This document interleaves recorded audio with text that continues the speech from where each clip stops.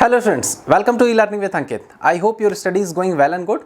आप सभी class 11th में अगर आप हैं तो 10th के एग्जाम आप दे चुके होंगे। आई होप सो कि आपके रिजल्ट काफ़ी अच्छे हों, और आप 12th में हैं तो आपने 11th का एग्जाम दे चुका होगा और आपका रिजल्ट भी अब तक तो आ चुका होगा।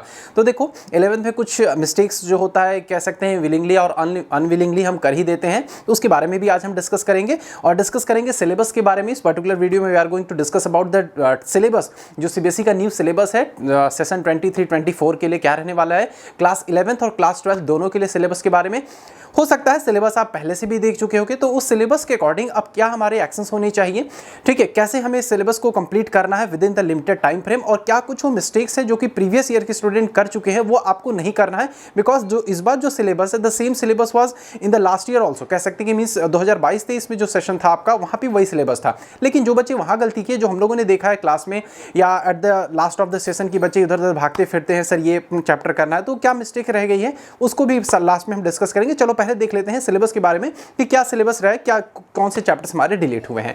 चलो तो देख सकते हो यहां पे आपका ये जो सिलेबस है यहां पे, सॉरी देख दो, ये आपका सिलेबस आप देख लेना पहले से 2023-24 का है। रिपीट किया गया है अगेन, फिर से वही सिलेबस जो आपके लास्ट सेशन में था। देखो क्या है यहाँ पे, इसमें क्या दिया गया है आपका, ठीक है। देखो डायरेक्ट हम लोग चैप्टर्स में आते हैं यहाँ पे अपने, सॉरी देखो डायरेक्ट चैप्टर्स में आते हैं। सबसे पहले हम लोग बात करते हैं बेटा क्लास 11th का, ठीक है। तो जो आपका, मैं थियरी की बेसिकली बात करूंगा यहाँ पे, प्रैक्टिकल्स की भी रिलेटेड चीजें हैं बट प्रैक्टिकल्स का आप अपने देख लेना, मैं थियरी की स्पेशली बात कर रहा हूँ यहाँ पे। देखो सबसे पहला चैप्टर है यहाँ पे आपका some basic concepts of chemistry. The first chapter is your some basic concepts of chemistry. यहाँ पे है टोटल नंबर ऑफ पीरियड्स इसके लिए लगने वाले 12, और ये जो मार्क्स आएगा आपके 7 मार्क्स आएंगे। थोड़ा बहुत मैं ये भी साथ में आपको बताते चल रहा हूँ, since it is of class 11 syllabus, तो जो 10th के बच्चे होंगे एक पहले से एक फियर होता है कि भाई 11 टफ होता है, ठीक है। हाँ है टफ तो नहीं कह सकते हैं, but I can say over here कि सिलेबस क्या होता है कि ब्रॉड होता है, इस वजह से उसको हम टफ कह सकते हैं, ठीक है। बट अदरवाइज अगर आप डिजर्विंग पर्सन हो, आप passionate about if you are passionate about the science, so I can not say that कि ये 11th या 12th हमारे लिए टफ होगा। सबसे पहला देखो some basic concepts of chemistry. तो थोड़ा सा आपको बता दूं कि इस चैप्टर में आप क्या पढ़ने वाले हैं। आपने 9th-10th में मोल कॉन्सेप्ट्स के बारे में पढ़ा होगा, तो लगभग कुछ थोड़ी बहुत चीजें उस मोल से रिलेटेड, मोलैरिटी, नॉर्मेलिटी, इन सब चीजों के बारे में हम लोग इस चैप्टर में पढ़ रहे होंगे। नाम ही जैसा है सब बेसिक कॉन्सेप्ट्स ऑफ केमिस्ट्री, तो हम लोग उसी से रिलेटेड ही कुछ पढ़ रहे होंगे यहाँ पे। देन आफ्टर उसके बाद यहाँ पे स्ट्रक्चर ऑफ एटम। याद करो आप स्ट्रक्चर ऑफ एटम में आपने क्लास 9th में पढ़ा था, यहाँ पे discovery of electron, discovery of proton, है ना, Rutherford model of atom, Bohr's model of an atom, तो लगभग वही चीजें यहाँ पे पढ़ना है। बट अभी अब उसको क्या करना है, हमको एक्सटेंडेड फॉर्म में पढ़ना है यहाँ पे। ये देखो 9 मार्क्स का ये इंक्लूडेड है। अभी से देखो मैं ये चीज बता दे रहा हूँ, 11th के बाद जब 12th में जाते हैं ना, तो we have to do the lot of repentance, ठीक है। काफी हमें पछताना पड़ता है, क्योंकि कुछ चीजें जो 11th के कुछ जो चैप्टर्स हैं कहते हैं कि वो बैकबोन है हमारे पूरे केमिस्ट्री का। तो अभी just right now I am going to give you an idea कि वो चैप्टर्स तो एटलीस्ट पूरा मन से पढ़ना, नहीं आगे काफ़ी प्रॉब्लम रहने वाली। वही उसी सेम वे में हमारे ये chapter that is structure of atom, ये हमारा बहुत ही इंपॉर्टेंट चैप्टर है, इसको आप जरूर मन से पढ़ना, क्योंकि ये चैप्टर आपके आगे इनऑर्गेनिक केमिस्ट्री में और ऑर्गेनिक केमिस्ट्री में काफ़ी इसकी हेल्प रहने वाली है। अगर ये नहीं करते हो आप, ठीक है, इलेक्ट्रॉनिक कॉन्फिगरेशन वगैरह नहीं आता है, तो आगे चल के काफ़ी ज़्यादा ये प्रॉब्लमेटिक सिचुएशन क्रिएट करेगा। नेक्स्ट पढ़ना है आपको classification of element and periodicity and properties. देखो तो लास्ट ईयर जो क्लास 10th का सिलेबस था, उसमें जो लास्ट चैप्टर था आपका पीरियोडिक टेबल वाला चैप्टर, वो डिलीट कर दिया गया था, ठीक है, वो रिड्यूस सिलेबस में नहीं था आपके। तो ये चैप्टर हो सकता है आपके लिए नया होगा। तो आई विल सजेस्ट कि अगर अभी आपके स्कूल नहीं खुले हैं, या if you have some certain spare time अगर आपके पास है, तो go through your class 10th book, ठीक है। आप क्लास 10th की जो टेक्स्ट बुक है उसको एटलीस्ट आप एक बार रीडिंग कर लो। It may be your NCERT textbook, या आपके पास कोई रेफरेंस बुक हो सकता है वो भी हो आपके पास, तो उससे एक बार आप रीडिंग कर लो। देन आफ्टर आप यहाँ पे पढ़ना, ठीक है, तो आपके लिए थोड़ा सा ईजी होगा। अदरवाइज आप इससे भी पढ़ सकते हो, ऐसा कोई बहुत डिफिकल्ट नहीं है। ये चैप्टर इजी रहने वाले आपके। 6 मार्क्स के आपके पास ये भी चैप्टर है। देखो मैं मार्क्स का इसलिए भी बता दे रहा हूं क्योंकि उसके अकॉर्डिंग ही आपके एक्शंस होने चाहिए, उसके अकॉर्डिंग ही आपको डिसाइड करना चाहिए कि किस चैप्टर में हमको कितना टाइम देना है, ठीक।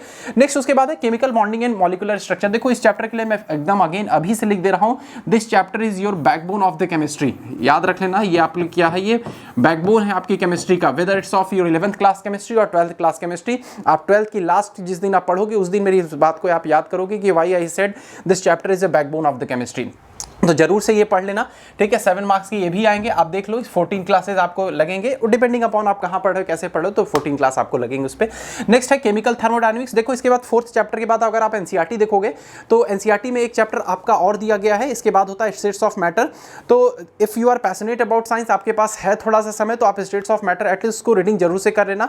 कई Boyle's law, Charles law, Pascal's law, इन सब चीज़ों के बारे में हम लोग पढ़ते हैं, कहीं ना कहीं उसके ऊपर टर्म्स आ जाते हैं, भले ही हम लोग को चैप्टर डिलीट हो गया तो क्या हुआ, ठीक है। नेक्स्ट हम लोग का है केमिकल थर्मोडायनेमिक्स, इसको पढ़ लीजिएगा, एक नया चीज है, इसके बारे में आप 9th-10th में कोई आइडिया नहीं है आपके पास, तो ये नया चैप्टर आपके रहने वाला है। देन आफ्टर उसके बाद बात करते हैं इक्विलिब्रियम चैप्टर, ये फिजिकल केमिस्ट्री का आपका पोर्शन है, एक कह सकते हैं कि थोड़ा सा बड़ा चैप्टर है, 2 पोर्शन है इसमें आपके, chemical equilibrium as well as ionic equilibrium, ठीक।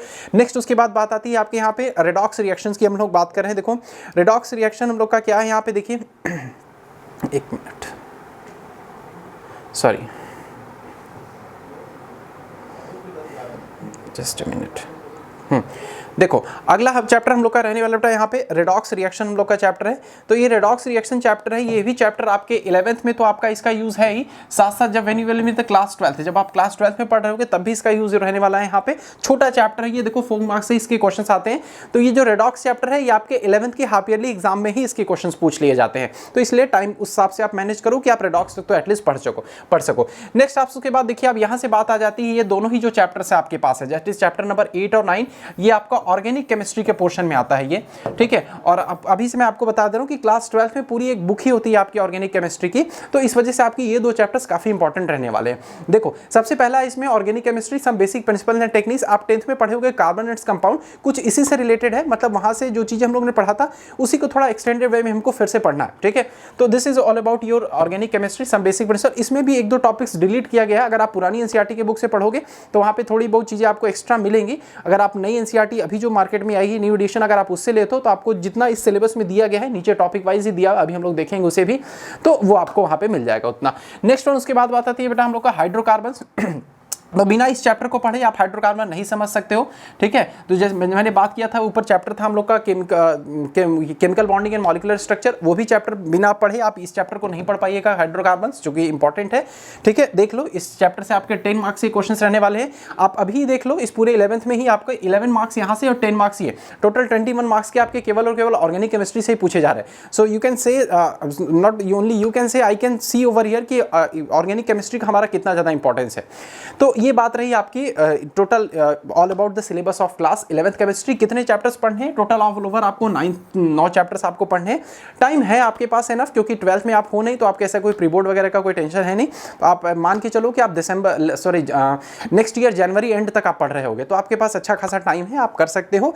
बट एक चीज़ और देखो यहाँ से ये बताना चाहूँगा एडिशनली, अच्छा पहले एक बार हम लोग इसके बारे में देख लेते हैं कि टॉपिक्स आपके क्या क्या है, वो मैं देख लेता हूँ, देन आफ्टर उसके बाद बताता हूँ। देखो सब बेसिक कॉन्सेप्ट्स ऑफ केमिस्ट्री देखो यहाँ पे, ठीक है। स्ट्रक्चर ये आप डिटेल अपने एनसीईआरटी से आप बुक से जाके मैच करा लेना, ठीक है। मुझे यहाँ पे जो दिखाना था देखो मैं बता दे रहा हूँ आपको, केमिकल थर्मल, इन सब में ऐसा कुछ नहीं डिलीट हो गया, ये यहाँ पे साइन डेल्टा यू का होगा, इस थोड़ा सा प्रिंटिंग में मिस्टेक है, आप देख लेना इस चीज़ को। नेक्स्ट उसके बाद देखो, हाँ देखो ये some basic principle and techniques, यहाँ पे देखो टाइप्स ऑफ ऑर्गेनिक रिएक्शन के बाद छोड़ दिया गया है। जब आप एनसीईआरटी पुरानी टेक्स्ट बुक देखोगे तो वहाँ पे आपको कुछ और एडिशनल टॉपिक, एस्टिमेशन टेक्निक्स मिलेगा आपको, क्वालिटेटिव और क्वांटिटेटिव एनालिसिस के क्वेश्चंस मिलेंगे, वो चीज़ नहीं है, ठीक है। लेकिन कॉम्पिटेटिव एग्जाम से उसके क्वेश्चंस पूछे जाते हैं, तो इसलिए जरूर से पढ़िएगा। वन मोर रिकमेंडेशन, एक चीज़ और यहाँ पे कह दूंगा कि जो भी चैप्टर्स यहाँ पे डिलीट किए गए हैं, ठीक है, अगर आप कुछ ये मान के पढ़ रहे हो कि मुझे 11th के बाद या 12th के बाद मुझे कुछ साइंस एंड टेक के फील्ड में रहना है, मुझे जेई या नीट ऐसा कुछ एंट्रेंस एग्जाम वगैरह देना है, तो आई विल सजेस्ट कि आप उन सभी चैप्टर्स को जरूर से पढ़ना, ठीक है। अभी के लिए मैं आपको एक एग्जांपल देता हूं कि जो सीयूटी इस बार का जो कंडक्ट हो रहा है, जो सिलेबस रिड्यूस किए गए थे, टोटल 12th की बात करें, जो 6 चैप्टर डिलीट किए गए थे, उनके क्वेश्चंस भी इस बार सीयूटी में पूछे जा रहे हैं। तो eventually they have to read all these chapters, ठीक है ना। अब कैसे वो करेंगे 1-2 महीने में, इट्स रियली डिफिकल्ट टास्क। तो इस चीज का ध्यान रखना कि आप उस चैप्टर्स को एटलीस्ट पढ़ तो जरूर से लेना कम से कम। तो ये रही बात आपकी जनरल ऑर्गेनिक केमिस्ट्री। नेक्स्ट उसके बाद देखिए हाइड्रोकार्बन, ये थोड़ा सा बड़ा चैप्टर है, देखने से बड़ा लग रहा है और इंपॉर्टेंट भी है रिगार्डिंग द क्लास 12 पर्सपेक्टिव। तो ये बात रही आपकी टोटल इसके बारे में। अब बात करते हैं हम लोग इवैल्यूएशन स्कीम की। तो आप अभी 10th का एग्जाम देकर आए हो तो आपको पूरा ओवरऑल आइडिया नहीं होगा कि हो सकता है कितने मार्क्स का हो, क्योंकि 10th में आपने 80 मार्क्स के क्वेश्चन पेपर दिए होंगे और उस 80 मार्क्स के साइंस में आपके तीनों होते हैं, फिजिक्स केमिस्ट्री बायो तीनों होते हैं। बट अभी यहाँ क्या रहने वाला है आपका 70 मार्क्स के आपके थियरी के एग्जाम है बेटा, ठीक है।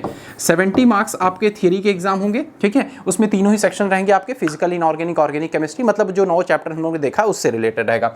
नेक्स्ट उसके बाद यहाँ पे आपका 30 मार्क्स का प्रैक्टिकल होगा, ठीक है। 30 मार्क्स का इसमें आपका प्रैक्टिकल होगा, ठीक है। अभी जो आप प्रैक्टिकल किए हो ये कह सकते हैं कि आप प्रैक्टिकल जो किए हो अभी 10th में वो ऐसा नहीं है, सॉरी स्पेलिंग मिस्टेक है यहाँ पे, प्रैक्टिकल, सॉरी, ठीक है। देखो तो आप जो 10th में करते हो प्रैक्टिकल वैसा नहीं होने वाला है, आपको स्पेसिफाइड टॉपिक्स दिए जाएंगे, उस पर आप सॉल्ट एनालिसिस वगैरह वो सब करना होगा। अब देखो पासिंग क्राइटेरिया क्या है ये बताते रहे 11th में। देखो इस 70 मार्क्स का 1/3 आप करो, जितना भी आए आपका, ठीक है, आप वो आराम से कर सकते हो। तो इसका 1/3 इसका और 1/3 इसका इंडिविजुअली दोनों में ही आपको नंबर्स लाना है पासिंग मार्क्स, दैट इज जिसको हम लोग कहते हैं दैट इज 33%, ठीक है। उतना आप लाते हो दोनों में ही, तब मिला के आप पास कंसिडर किए जाओगे, अदरवाइज आप पास कंसिडर नहीं किए जाओगे। तो सेम चीज आपका 12th में भी कंसिडर किया जाता है, ठीक। देखो ये है आपका इवैल्यूएशन फॉर, ये कह सकते हैं आपको इवैल्यूएशन स्कीम क्या है आपका, ये देख लो जस्ट अ मिनट, ये देखो ये, अच्छा ये प्रैक्टिकल का था, प्रैक्टिकल आप देख लेना अपने स्कूल में भी आप इसके बारे में बात कर लेना कि कैसे क्या कौन सा कराया जा रहा है। सॉल्ट एनालिसिस की देखो कैटायंस एनायंस कैसे टेस्ट वगैरह आपको करना पड़ेगा। तो ये बात रही हमारी इसके बारे में।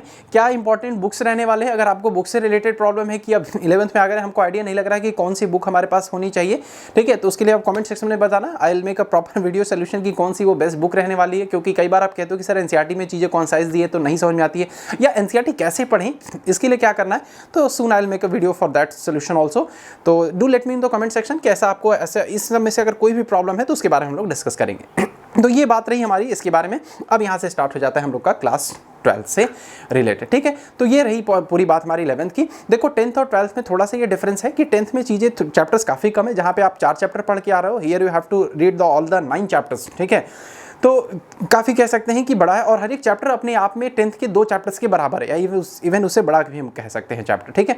तो देखो खुद से अपना नोट्स बनाते हुए चलो, और अभी आप एग्जामिनेशन का पैटर्न देखोगे तो उसमें एमसीक्यू क्वेश्चंस भी इंक्लूडेड होंगे, ठीक है। 16 to 17 आपके एमसीक्यू क्वेश्चंस आते हैं, 1 मार्क्स क्वेश्चंस आएंगे, 2 मार्क्स क्वेश्चंस आएंगे, 3 मार्क्स क्वेश्चंस आएंगे।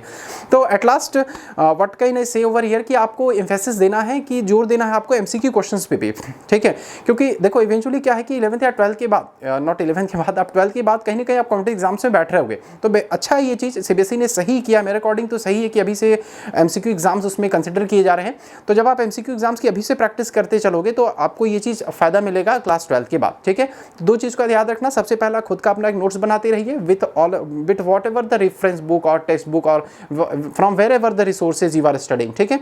और दूसरा मैंने क्या बताया कि एमसीक्यू एग्जाम्स के भी एमसीक्यू क्वेश्चंस भी लगाते रहिएगा, नोट्स उस वे में बनाइएगा जिससे आपके बोर्ड एग्जाम से जिससे रिलेटेड क्वेश्चंस पूछे जाते हैं। अगर आपको नहीं समझ में आए उससे रिलेटेड, आप नेट पे सर्च करो, आपको उससे रिलेटेड क्वेश्चन पेपर्स मिल जाएंगे कि क्या पैटर्न होता है। So this was all about your class 11th syllabus, इसके बारे में था। If still you have any doubt regarding the your class 11th syllabus, क्या पढ़ना है, कैसे क्या नहीं समझ में आ रहा है, कोई प्रॉब्लम है, do let me in the comment section, I will make a proper video solution for that also. Till the time keep watching me on YouTube channel E learning with Ankit. Thank you for watching.